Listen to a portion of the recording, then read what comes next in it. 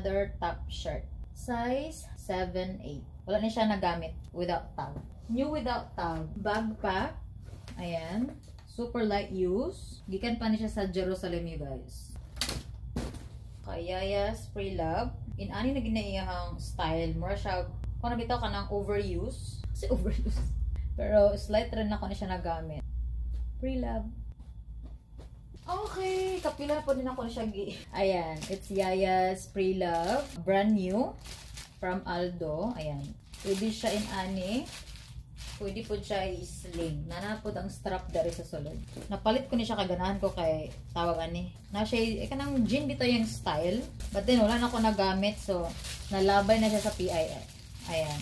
Ganyan ako na lang i-show ang strap. Ikaw na lang mag-unbox. O, pack ganun.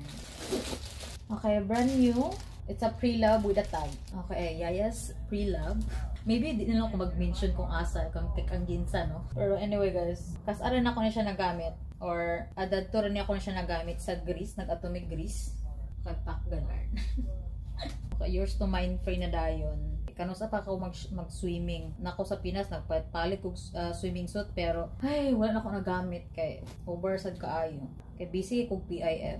Ambot ba, mas malipay ko inani akong ginabuhat. Pero, kailangan balance kay ma-over ano punta.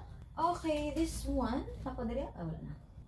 Again, guys, this is brand new. Like I said, kung nabit ako yung size, magkuhan akong inani. Kay hilig ko mga white shoes.